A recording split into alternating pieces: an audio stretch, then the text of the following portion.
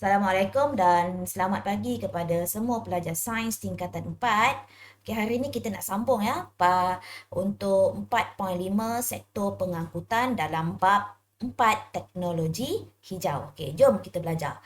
Okay, yang pertama, apa? Okay, sektor pengangkutan. Okay, kamu pergi sekolah naik apa? Ada yang naik motor, ada yang naik kereta, ada yang naik bas. Okey, adakah kamu tahu ya, setiap kenderaan yang dinaiki, mana-manalah kenderaan yang digunakan, dia ada gas, yang mana gas tersebut, gas daripada kamu punya exhaust tu, iaitu ada dua gas. Yang pertama adalah gas karbon dioksida dan karbon monoksida. Yang mana dua-dua gas ni adalah gas rumah hijau. Gas karbon dioksida dan karbon monoksida adalah gas rumah hijau. Yang mana dua-dua gas ini adalah gas rumah hijau. Apa maksud gas rumah hijau? Maksud gas rumah hijau ini adalah gas yang boleh menyebabkan kesan rumah hijau kepada kita punya bumi. Yang mana dia akan menyumbangkan apa? Dia akan menyumbangkan perubahan iklim. Bumi kita akan jadi panas.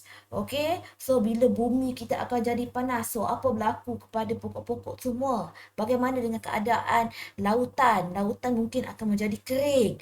Itu adalah kesan gas rumah hijau.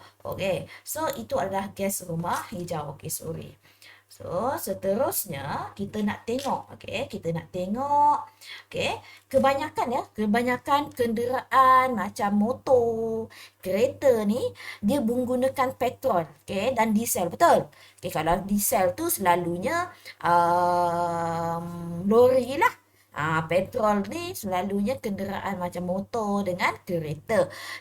Petrol dengan diesel ni, 60%, 60% petroleum, kita gunakan untuk buat petrol. Yang mana dalam sistem pengangkutan ni. Kalau saya nak tanya kamu, petroleum ni adalah sumber yang mudah untuk kita semula, boleh kita baharui ke ataupun tidak boleh diberi. Untuk pengetahuan kamu ya, petroleum, nak buat petrol ni kita pakai petroleum. Yang mana gas ini, tenaga ini, sumber tenaga ini tidak boleh dibaharui. Yang mana dia akan habis. Tak lama kalau kamu lagi makin guna, dia mungkin akan habis. Kemudian, gas-gas ini, gas karbon dioksida, gas monoksida ini, yang dikeluarkan oleh asap kenderaan ni, pun boleh menyebabkan hujan asid. Apa tu hujan asid? Hujan asid, dia hujan itu sepatutnya neutral. Bersifat neutral. Bila dia berasid, macam cuka. Itu asid. Asid bila dah terkena dekat bumi kita, so apakah yang terjadi kepada tumbuh-tumbuhan? Tumbuh-tumbuhan yang tak tahan dengan keadaan yang terlalu berasid, dia mungkin akan mati. Proses pengaratan pun akan mempercepatkan proses pengaratan. Bangunan-bangunan semua akan terkakis. Itu adalah kesan berbahaya, gas-gas berbahaya. Selalunya gas yang berbahaya untuk menghasilkan hujan asid ni adalah gas sulfur dioksida. Gas sulfur dioksida. Itu adalah gas yang boleh menyebabkan hujan asid. So di sini kita menggunakan aplikasi teknologi hijau dalam menangani isu sosio-saintifik dan sektor pengangkutan. So tadi kita dah belajar apakah isu-isu sosio-saintifik. Yang pertama gas rumah hijau tadi, kemudian boleh membuatkan greenhouse effect ataupun kesan rumah hijau. So apa aplikasi? Aplikasi dia adalah kita menggunakan ni. Yang ini kita menggunakan mod pengangkutan hijau. Mod pengangkutan hijau. Mod pengangkutan hijau ni apa? Yang paling bagus. Tak gunakan asap, tak mengeluarkan asap, tak menggunakan petrol. So adalah orang yang berjalan kaki lah. Kemudian basikal. Basikal pun tak ada menggunakan banyak, tidak menggunakan apa-apa sumber petroleum. Tidak menghasilkan asap. Okay, pengangkutan awam. Kalau kamu makin ramai orang naik, contohnya satu bas boleh naik berapa orang? 20 orang. So 20 kenderaan kereta boleh safe dekat situ. Sebab dia pakai kenderaan awam. Semua orang boleh masuk. LRT lagilah ramai. Okay, kenderaan perkhidmatan. Contohnya macam inhaling ke, okay, taksi, kenderaan penumpang berkumpul dan kenderaan individu ni paling banyak menghasilkan gas. So, yang paling bagus adalah kita sama ada kita berjalan kaki ataupun berbasikal. Okay, apa itu pengangkutan hijau? Okay, pengangkutan hijau adalah sebarang pengangkutan yang mesra alam. Okay, dia mesra alam yang membebaskan gas. Okay, gas apa tadi cikgu kata? Gas rumah hijau yang paling sedikit. Okay, dan tidak membebas ataupun tak membebaskan gas rumah hijau. Okay, contohnya kalau kamu jalan kaki, ada hasilkan gas ke? Tak kan? So, yang paling bagus adalah berjalan kaki, berbasikal. Okay, kemudian kamu boleh mencipta, okay, bukan kamu lah, okay, penciptaan kenderaan gas asli NGV. Pernah dengar tak NGV? Okay, NGV ni selalu orang guna dekat teksi. Sebab dia nak jimat tenaga. Okay, dekat sini dia menggunakan kenderaan asli, menggunakan sama ada gas asli cecair, LNG ataupun CNG, gas asli mampat. Ada dua ya, gas asli cecair dan gas asli mampat. Yang mana kenderaan yang menggunakan petroleum, yang menggunakan petrol, kita boleh gunakan kenderaan gas asli iaitu NGV. Okey. Kemudian penggunaan bahan api bayu, okey, sebagai pengganti petroleum. Okey, apa tu bahan api bayu? Okey, bahan api bayu ni bahan sumber tenaga yang alternatif.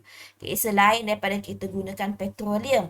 Okey, yang mana dia merujuk kepada metil ester, asid lemak yang dihasilkan daripada lemak sayuran, minyak sayuran ataupun lemak haiwan. Okey. So dia menggunakan minyak ataupun lemak, yang mana sumber tenaga ini adalah sumber tenaga yang boleh dibaharui berbanding dengan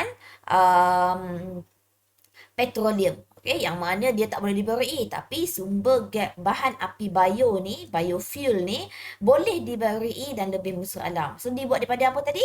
Daripada minyak haiwan ataupun minyak tumbuhan ataupun lemak haiwan. Okey. So, ini adalah contoh Melaka dah menggunakan kenderaan hijau, yang mana dekat sini dia gunakan sumber tenaga elektrik. Dia tak gunakan petroleum. Okey, dia tidak menggunakan petroleum. Okey. So, silalah buat praktis formatif 4.5. Okey, yang pertama dia tanya apakah kesan rumah hijau? Okey, apakah kesan rumah hijau? Okey, kamu tulis praktis formatif 4.5. Okey, nyatakan kesan rumah hijau. Okey, yang menggunakan bahan api fosil tadi. So, apa tadi? Bahan api fosil? Dia akan meningkatkan apa? Peningkatan gas rumah hijau. Okey, peningkatan gas rumah hijau yang tidak terkawal. Okey, yang tidak terkawal, yang boleh menyumbangkan apa? Menyumbang kesan rumah hijau. Cikgu tak ada banyak, cikgu nak sikit saja. So, yang nombor 2. Bahan bio merupakan tadi apa? Yang tadi atas sekali. Ni. Ester lemak, yang ni metil ester lemak. Okey, merupakan metil ester lemak. Metil ester lemak yang dihasilkan daripada apa tadi? Minyak tumbuhan. Okey, minyak tumbuhan dan lemak haiwan. Metil ester dihasilkan daripada minyak tumbuhan dan lemak haiwan. Okey. So, nota apa yang cikgu nak kamu buat? Okey, nota begini sahaja. Okey, aplikasi teknologi hijau yang pertama tak payah nak tulis besar-besar. Yang ini, pengangkutan hijau nombor 1. Okey, nombor 2 kamu kata penciptaan, yang ni nombor 2, penciptaan kenderaan gas asli NGV. Nombor 3, penggunaan bahan api bio. Itu untuk aplikasi. Okey, yang untuk yang social scientific ni kamu cakap ini saja. Okey, yang ini asap kenderaan menghasilkan karbon dioksida. Okey, yang mana kenderaan menggunakan petrol diesel. Okey, yang ketiga, okey, gas ini menyebabkan hujan asid. Okey, itu sahaja. Okey, itu sahaja untuk nota. Okey, untuk nota kamu. Okey. Okey, kita pergi kepada subtopik yang seterusnya iaitu teknologi hijau dan kehidupan. Okey, so sebagai kamu, okey, apakah peranan kamu untuk menangani pemanasan global dan perubahan iklim? So, dalam pengurangan jejak kaki karbon. Apa tu jejak kaki karbon? Okey, ini adalah jejak kaki karbon. Okey, jejak kaki karbon ini pun nota yang kamu buat ini. Ini saja sampai ini saja. Okey. So, kaki karbon, jejak kaki karbon ialah jumlah gas rumah hijau. Apa tu gas rumah hijau? Karbon dioksida dan karbon monoksida.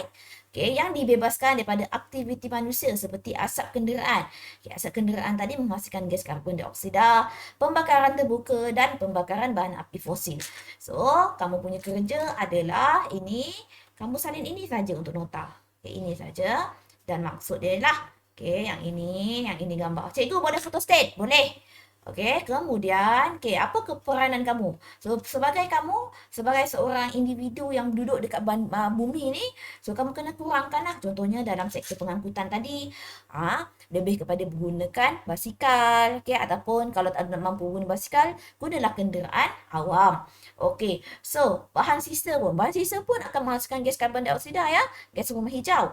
Yang mana sebab itu sisa-sisa itu bolehlah kita recycle. Okey, boleh recycle ataupun kenalah kita menggunakan semula, okey, guna semula, kita semula, okey, menggunakan konsep 5R, okey, 5R. Okay, ataupun sisa-sisa tadi kita boleh selain itu kita boleh perbaharui dia lah ya. Okay, kita semula. Okay, bahan api ni pun kita ganti dengan bahan api yang contohnya macam tenaga solar. Tenaga kereta hybrid. Okay, yang tadi kita gunakan NGV. Menggunakan kenderaan NGV. So, itu sahaja okay, yang kamu belajar. So, dalam praktik formatif 4.6, okay, dia kata, okay, apakah kebaikan aktiviti yang dilakukan oleh mereka? Jelaskan. Okay, kalau yang ini adalah yang ini penanaman pokok. Okey, kamu tulislah penanaman pokok. Okey, penanaman pokok yang menyerap gas karbon dioksida. Okey, yang menyerap gas penanaman pokok, okey, menyerap gas karbon dioksida, okey, semasa proses apa?